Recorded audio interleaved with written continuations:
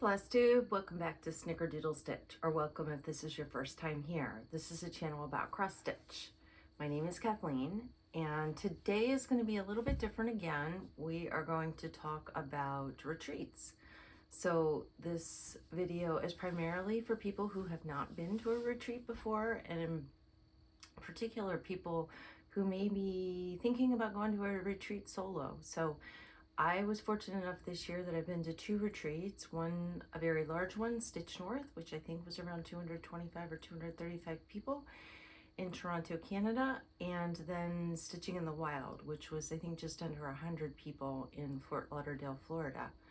So I did travel to both of those on my own. I drove to Toronto for Stitch North and I flew to Fort Lauderdale for Stitching in the Wild.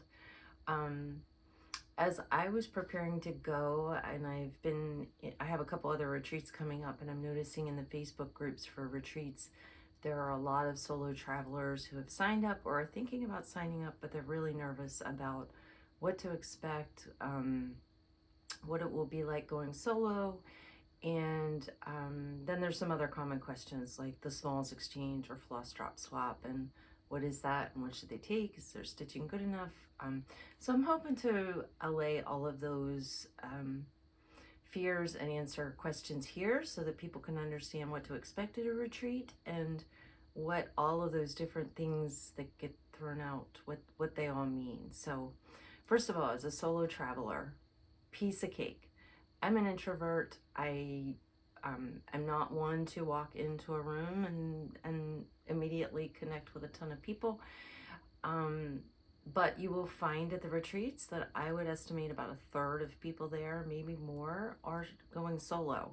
Some of them completely solo, like me. They know not a soul that's going to be there. I did know some people a tiny bit at Stitching in the Wild.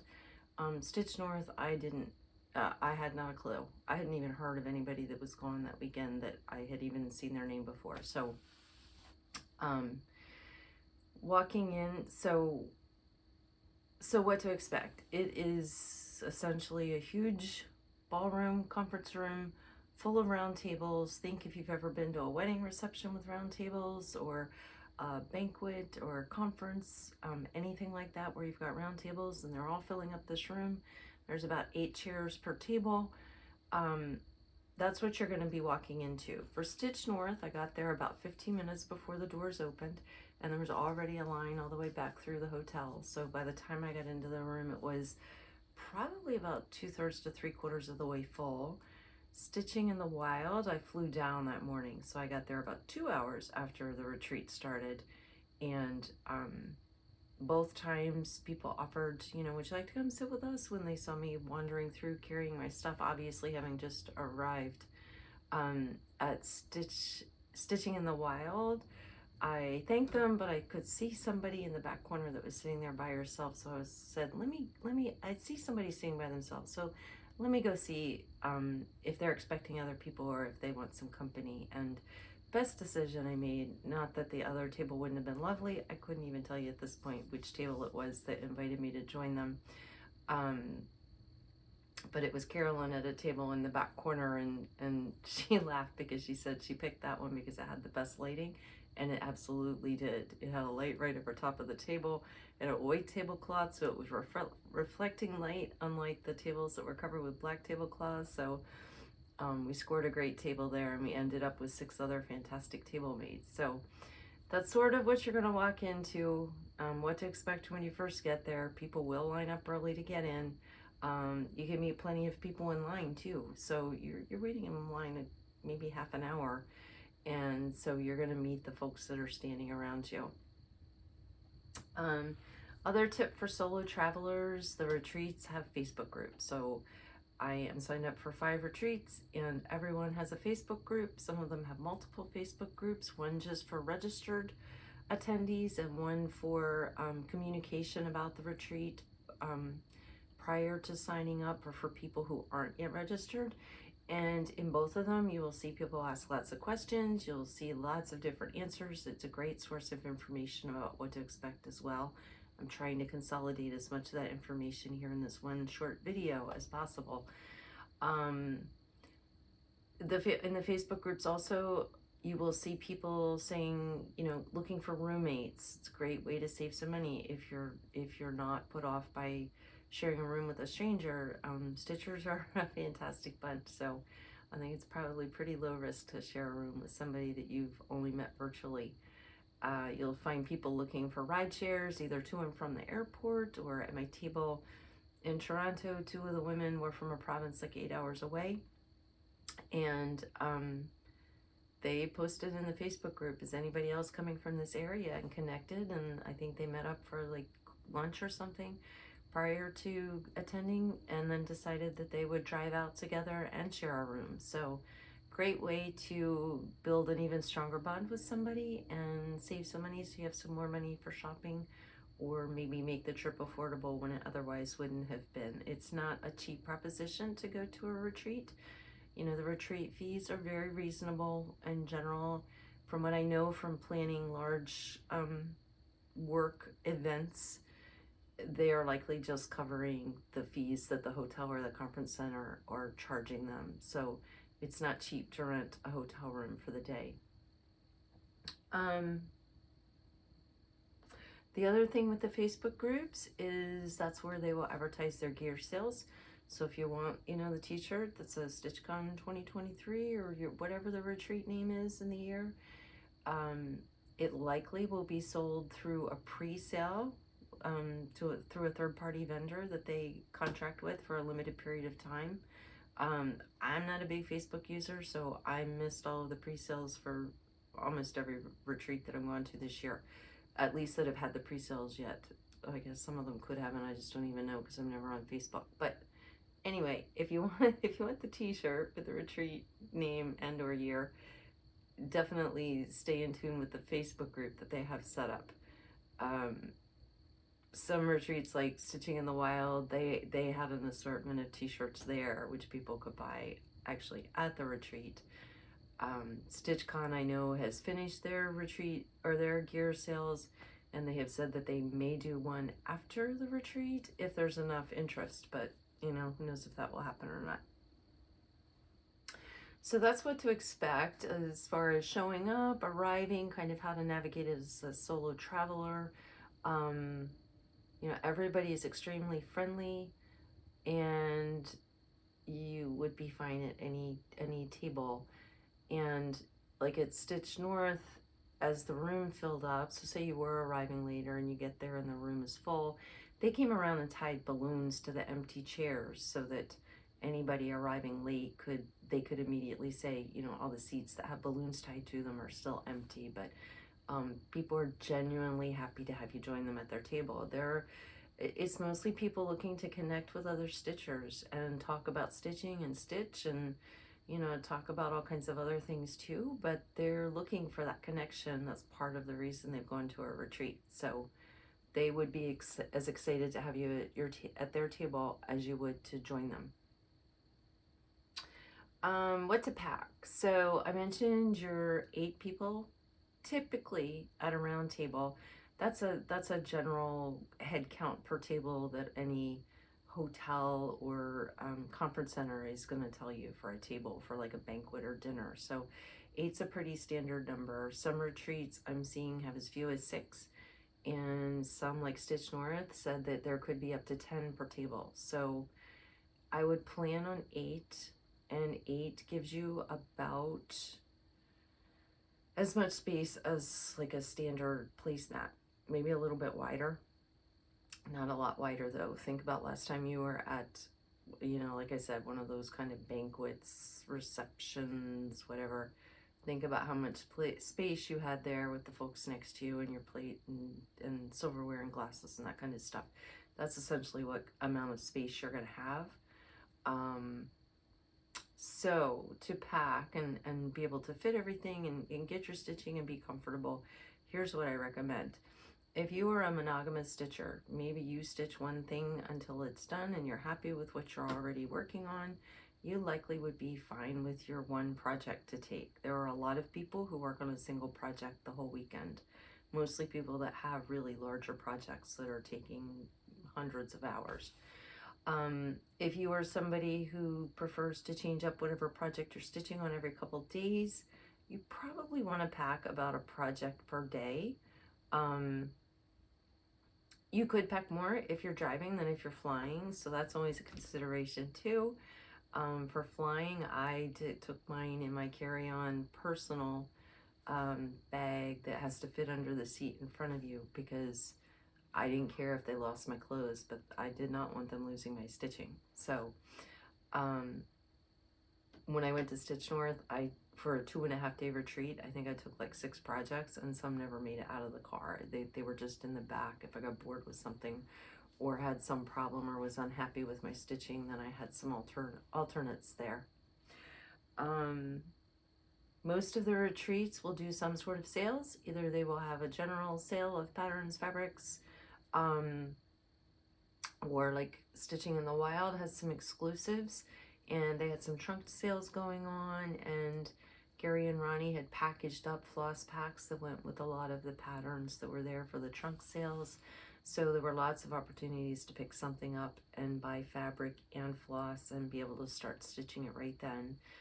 Stitch North, similarly, they were selling all the Roxy Flossco flosses. They had a lot of fabric. They had patterns.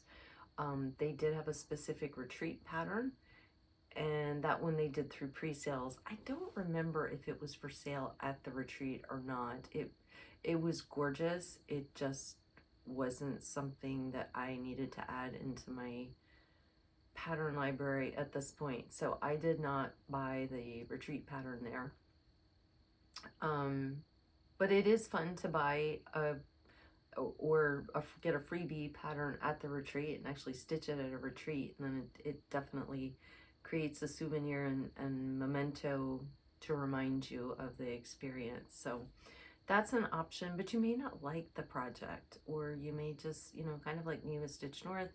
It was beautiful. It was very Victorian looking. It was like birds and flowers. Gorgeous, just not what I typically stitch. I have some patterns in that genre in my library, and since it's not what I typically stitch, I really didn't need to add one more in. So you don't want to go counting on doing the retreat project, because it might not be one that, you know, really excites you. You may want one of your projects that you take either to be something small enough that you can start and finish it while you're at the retreat, or a project that is close to being finished so that you could finish it at the retreat. A lot of people intentionally do that so that they have a project that they will finish there. They have that memory that they finished that project at retreat. And it seems all the retreats have like a bell or whistle or something that you get to ring or alert everyone that you finished your project. You get to show it off and everybody claps, and it just gives you one more memory of the retreat experience. You also may want to take something that is fully finished to put on the brag table. So the brag table just runs the gamut. I do not think they had a brag table at Stitch North. They did at Stitching in the Wild. And, you know, it was everything from smalls to huge framed pieces, which local people brought with them. Gorgeous pieces, but a lot of fun to see what other people have stitched, what fabrics they used. You know, some of them might be patterns that you've seen people doing online, and to get to see it in person is just fantastic. And with each piece, they just put a little card that had their name and the pattern name, and maybe some other little notes like what count of fabric it was or something like that. But you may want to take something for the brag table. For your actual stitching, so I mentioned you're in kind of a banquet conference room, and so it's going to have more ambient lighting, not task lighting. So think, you know, like your family room, living room with the light way off to the side turned on. That's about what kind of lighting you're going to have in there. It's not going to be bright. So unless you're young with fantastic eyes, or old with fantastic eyesight, you're going to want to take a light. So the one that I travel with is the Halo Go, and this is it. It's rechargeable. There's a plug, you know, there's a hole here, and then it has a plug with a USB adapter. What I like about it is that it fully collapses, But this bottom is weighted so that you can flip this out. It has a magnifying glass under here as well. So you can flip this out and you can sit it on the table, and it can lean way out over your lap so that if you have a lap stand or you're stitching in a hoop in front of you, this is on the table and is shining down on your work as you're working on it. This will hold a charge for up to 8 hours, so you get a nice chunk a day with it. I take it back to my room and fully juice it every night. It is a rechargeable one. Some retreats will have electric available for you and some will not. So a rechargeable light is definitely worth investing in. I will say this one's a little pricey. It looks like it's gone up in price since I bought mine on Amazon. Right now it's selling for $110. Mine was not that expensive, but it was pricey. There are less expensive, obviously, kind of task lights. If you don't need the magnifying glass, there are likely cheaper options that you could get. And I would just read the specs on them and see how long they say they will hold the charge using the light at full strength. So this has 3 strengths of brightness, and the 2 dimmer brightnesses really, I'm not sure why you would bother. This holds the charge for 8 hours. I do also have a battery pack. I think this is another like 10 hours that it will hold. But it also has the solar panel on it. I juice it up with the if I can get it open, I juice it up with the plug just because then I can be sure that it's fully charged. Yeah, it's got USB charger plugs there. These are under $20 on Amazon, and with this I never ran out of light. So I started stitching at 8 in the morning. I left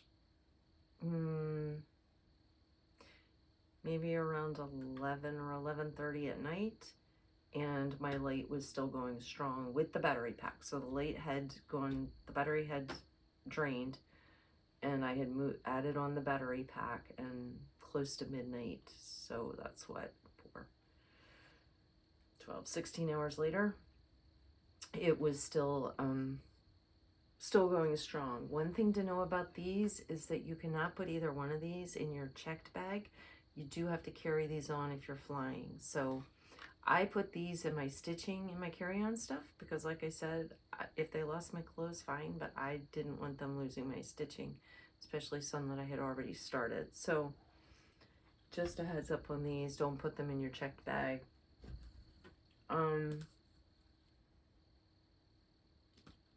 Some other light options, there's some that will clip on like your Q-snap or your lap stand. Those were very popular. I don't have any of those, so I can't speak to how well they work. Other ones that a few people had that were popular were ones that actually go on your head, and they have 2 little beams of light. They were super bright, and I had 2 concerns with them. One, I get a headache if I have to wear anything on my head like that for any length of time. I've tried some magnifying glasses that were kind of a headbandy thing, and that gave me a headache. The other thing is, if you have that kind that have the 2 little laser beam lights, anytime you look at someone to talk to them, it's blinding to the person. So I had to keep kind of looking away when I was talking to people that had those headlights on, and then I felt badly because, you know, I felt like they may have felt like I wasn't paying attention to them, but it was really just that I couldn't see, I couldn't take the bright light shining right in my eyes. So maybe worth looking to see where is the mechanism to turn them on and off, to at least see, is it something you can easily flip off if somebody starts talking to you and you're looking at them, or do you have to take the whole contraption off to turn it off? I didn't really see too closely how that worked. If I'm not using the magnifier on my light, I do like to use Magni-Clips. So these are, I think, about $15. Yeah, $15 on Amazon these days. They come in different strengths. I use 2.5. They're pretty strong. They come in this little pouch, and you just clip them on your glasses. And then I'm such a dope. What I did not realize until the second retreat this year is that these actually flip up. So they would be flipped up here, so you can get them up out of your way, and you can flip them back down, back up. The mechanism, but I never realized they flipped up. They actually sit pretty low on the glasses, so they're, you know, down here where your bifocal part would naturally be. So you don't even have to flip them up. You can talk to people at the table with these on, and you can see the people around you just fine.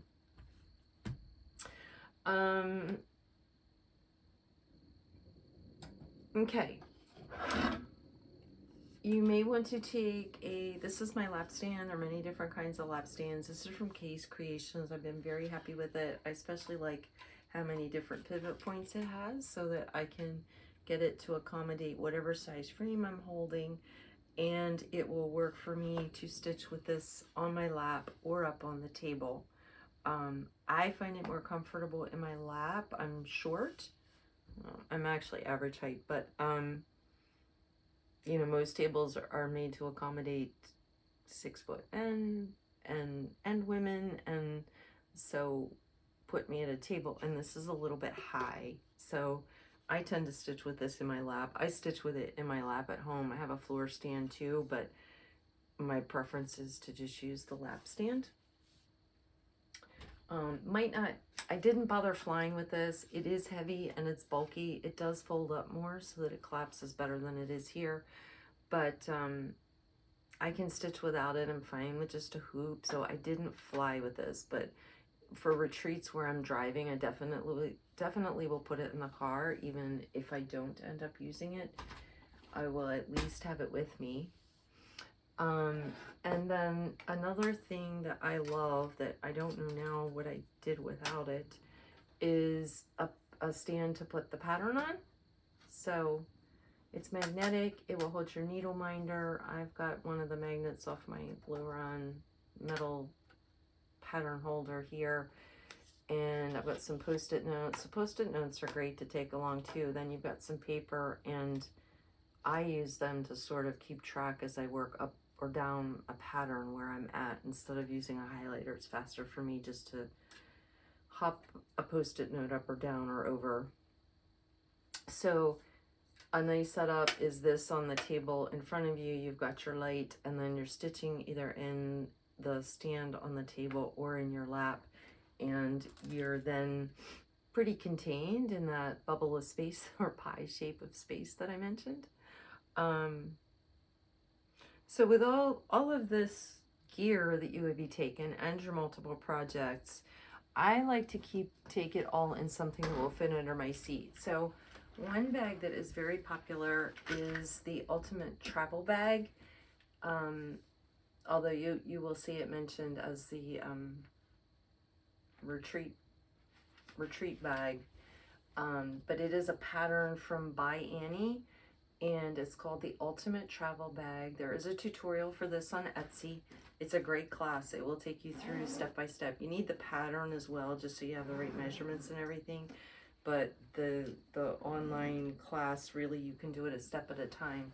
It's a nice big bag. It's got zipper pouches, and it's got pockets on the outside. It has a slip thing, so it will slide on your roller bag handle if you're dealing with the airport. Nice comfortable carry strap. I do not use this for retreats. This is my overnight bag for, you know, clothes and things for an overnight trip. I find it to be a bit of a black hole. Because of the shape, even when you open it, things tend to just disappear into the bottom on me. So it is not my preferred choice for retreats, but that one is very popular, that style. You can buy them from folks online. They're going to seem like they're a little pricey, and trust me, they are not. It's probably a full weekend of sewing to assemble one of those, and there are multiple zippers and hardware involved, so it's not an inexpensive bag to make. If I'm driving, my preference is to take my project bags, my lap stand, and my lamp in this, which has gotten a little crumpled here. This is just a tote that I made. I don't remember the pattern. I wasn't crazy about the pattern, so I'm not sure I would recommend it. But it's, I don't know, maybe 10 inches wide, maybe 10 by 20.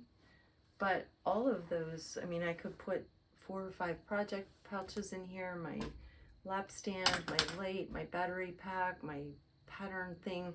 It all fits in here. I've got nice shoulder straps to carry it, and this will fit under my seat, and it's easy to reach in and dig around and find what I want, and then slide it back under my seat so it's out of the way. Final option is just a very simple tote bag. This is the one that I flew with to Stitching in the Wild. This is just like an 18 by 20 tote that I made using a charm pack, which are 5 by 5 squares, and I use soft and stable or Bozels so that it's got some more stiffness or body to it. But it is just a very simple, there's no pockets or anything in it. Well, it's got another project pouch in here now. But yeah, I fit 3 project pouches, my travel light, my battery pack, and a few other small things. I didn't have my pattern holder in here. I did put it in my check bag, but anyway, this is another one that I like. Just a simple bag. What I need fits in here, and it fits easily under the chair so that it's out of my way and it's out of my table mate's way. Sorry, I'm just checking my notes here so I don't forget anything. So comfort while you're there. The rooms can vary drastically in temperature, even within the same day. So you may get there in the morning and find that it's freezing because there haven't been people in there. And then by mid-afternoon, it's stifling because there's 200 people in there. You may find the reverse. You go in the morning and it's stuffy. And by mid-afternoon, when that sun came out, the hotel's air conditioner is kicked on full blast and now you're freezing. So really, no matter what time of year it is, unless it's dead in the winter, I would recommend short sleeves and some sort of, you know, cardigan, hoodie, something that you can easily on and off and even unzip to make it a little bit cooler without taking it all the way off. And then you can even just leave that at your chair rather than hauling it back to your room every night. So I didn't talk about that. For the most part, they lock the rooms at night, so most people leave things there. I wouldn't leave anything that's extremely valuable. I took my light back with me. It was probably the most expensive thing I had with me at either retreat, but I was mostly taking it back to my room so that I could fully charge it that night and have it ready to go for the next day. But you can leave stitching, and people do. The room just looks like everybody got up and walked out and all of their stuff's still there. So other things for comfort, I would definitely, if you don't always have them in your purse with you, take whatever you like for a mild pain reliever, like Tylenol or Advil, something for upset stomach. Even though a lot of us stitch a lot, this could be a 12 or 16 hour day of sitting stitching, and you're not in your normal seat. So you're at a table, which might be a little too high to be ergonomically correct. You just might not be in the healthiest, most ergonomic stitching position, and can find, you know, some neck or shoulder pain as you get into the evening. So have your pain relievers ready. And then someone in one of the groups mentioned realizing a little too late that not all hotels have anything for digestive upset. So always good to travel with something for that as well, so your retreat isn't ruined.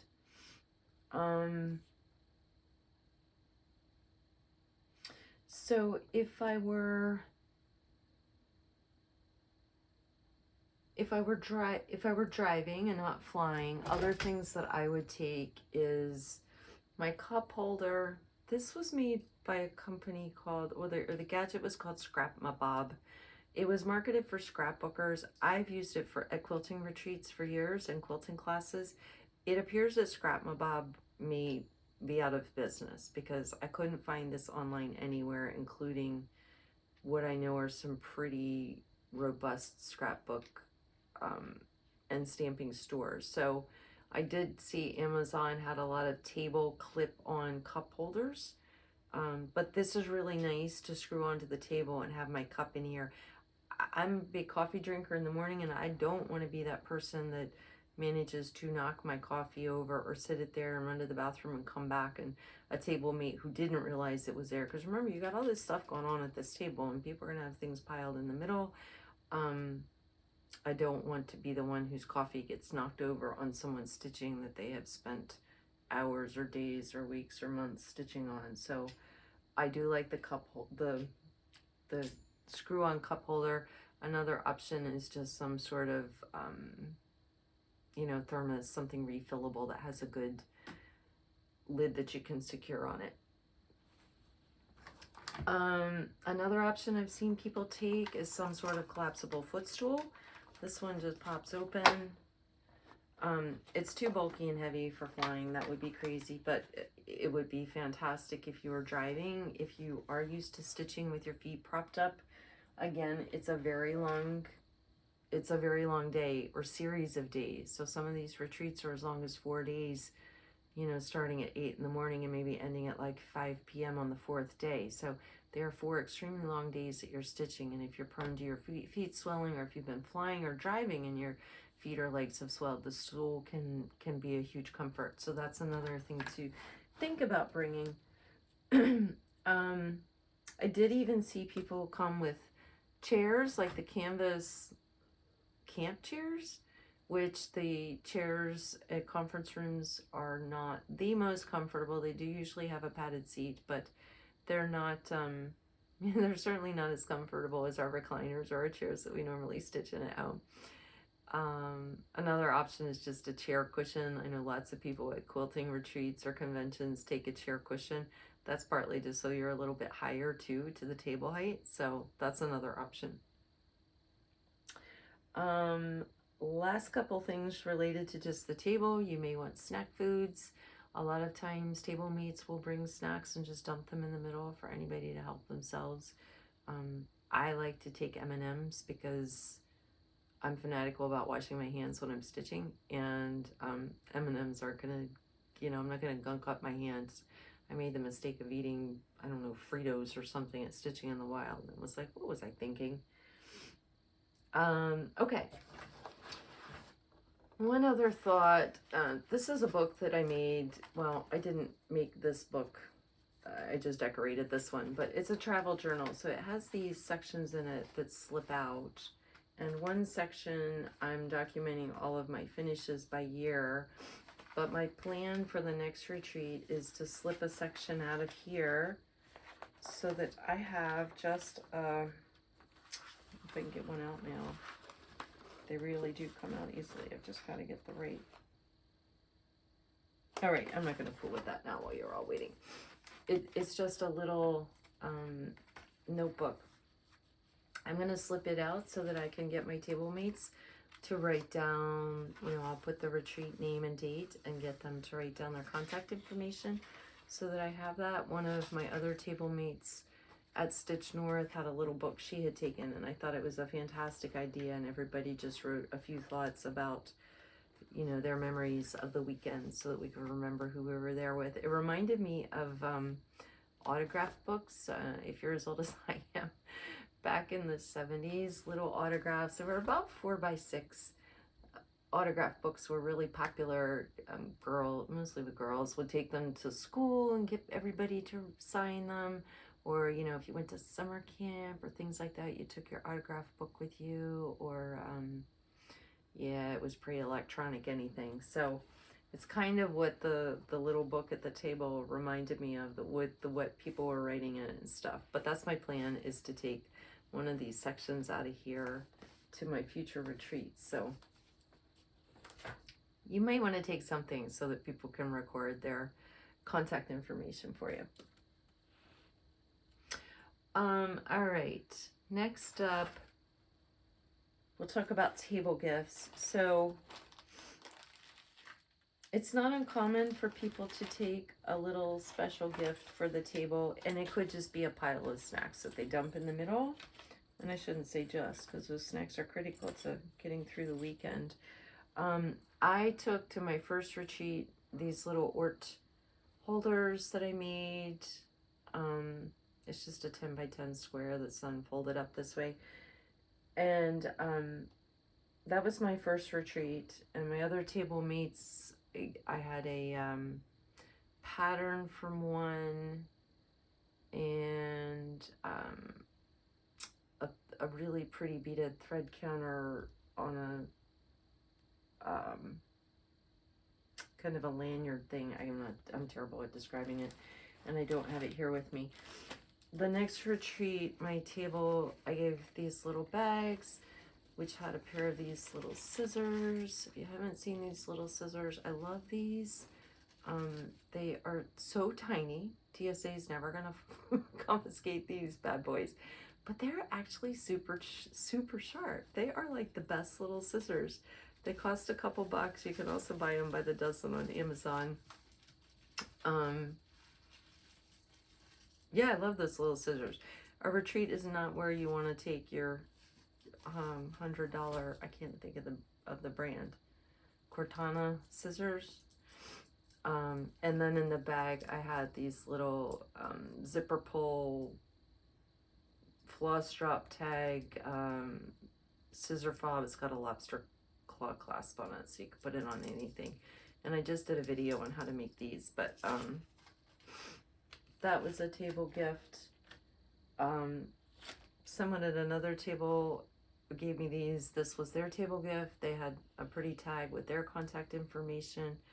This was from This and That on YouTube, and then a whole set of Floss drops on here, like a full, like, I don't know, there's maybe 15 or 20 Floss drops here, so enough for a pretty big project. So that's the kinds of things that people might do. This was just a different Ort holder. This is for another retreat that hasn't happened for me yet. A little keychain tag with hand stitched. Sorry, let me move this so I can see it and tell if it's focusing. It says Stitch North 2023, and then it has little floss on it, but it's actually stitched in there. And I can't find these key tags. I tried looking on Amazon. And then people will just walk around and swap things. So that's where the floss drop swap comes into play. A lot of people, what they swap or hand out to everybody there are floss drops. So typically the people that are handing them out to everybody, it might just be a single floss drop. This is one that she actually printed up for Stitching in the Wild. That's from a playing card. This was from my table mate at Stitch North. It's from a photo that I think her mother had taken. Yes.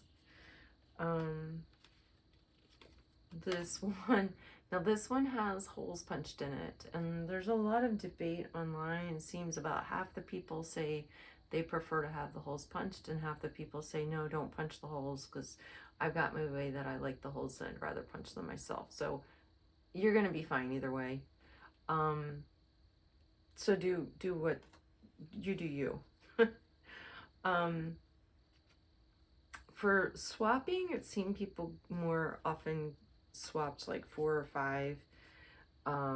And this was another one that someone had given. Let's see if I can get, yeah, it's got this really pretty watercolor design on it. Lots of them made from photos and not necessarily photos of stitching. So this was a bundle. These ones are a little bit fancier. It's a photo again, but they're also printed on the back for the thread name and color. And same with this set. So that's kind of what to expect with floss drops. It looks, they're almost all from 2x3 standard business cards. It's either a standard or a mid-weight. It's not a premium weight. Then none of them feel like premium weight. Well, maybe one. And they're plenty heavy enough. And I ordered business cards. This was a mid-weight, and it's more than heavy enough for a floss drop. I gave out needle minders at Stitch North and at Stitching in the Wild. This is the one for Stitching in the Wild. They were like a galaxy theme, so they've all got like a space nebula, whatever kind of starry thing happening. They were all different. And I put them on the business cards, but these were not intended to be floss drops. But that's what people are using for floss drops. So I got mine printed at Vistaprint. I got them in like a week. You can design right on their website. Their prices were reasonable. I did have a problem because they didn't have it wrapped in plastic at all before they boxed it, and they left it here in the pouring rain, and the whole box was disintegrating after like a 30-45 minute rain, and some of my business cards got damaged. I emailed them, and they emailed me back within a day and said, what can we do to make it right? We can refund your money, we can reprint the order and reship it to you, or we can give you a merchandise credit. So they gave me lots of options. And I think I told them that, you know what, only about 25% or 30% were damaged. So really just like a merchandise credit for that amount. That'll be the simplest. And I think they gave me a merchandise credit for like 3/4. So fantastic customer service from Vistaprint.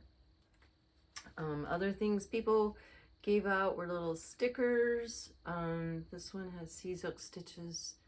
That's her little logo that she also uses on her Flosstube, or counting pins. I've got a couple counting pins from the different retreats. So those are the kinds of things that people were swap or exchange. One last thing, little bags of hard candy were popular. This is actually, I think, 3 bags of hard candy that I've got all stuck in one Ziploc bag, but little bags of hard candy or lifesavers were really popular. The nice thing about handing something out to everybody is that it gives you, I don't want to say an excuse, but it gives you a reason to go visit the other tables and to see what people are stitching, to meet people, see what their setup is like. You know, do they have some stand that you've been eyeing up online and now you can actually talk to someone and see it in person? What kind of light are they using? You know, what fabric did they swap out to use in a pattern? It's just a fun way to meet people and see what they're working on. 2 things left. Freebie table. So freebie table is where you can take patterns, supplies, really anything cross stitch related that you want to swap, and you put it on the freebie table, and then you get to look through the freebie table for other things that other people are wanting to move out of their stash and give away. One etiquette thing for the freebie table: if you do take things to leave on the freebie table at the end of the retreat, you should go back and see, are any of your things still there? And if they are, take them with you or dispose of them. But we shouldn't leave them there for the retreat organizers to have to deal with. They've typically, you know, they've got businesses and maybe have had a pop-up shop there, and they've got a ton of stuff that they're dealing with trying to pack up and move out as well. So we should take care of our own freebie table stuff. So I'm going to close talking about smalls, because this is another topic that seems to give people angst. It did for me a bit, with what exactly is a small? How fancy do I have to get? And what are these add-in gifts? What kind of things do I need to put in there with it?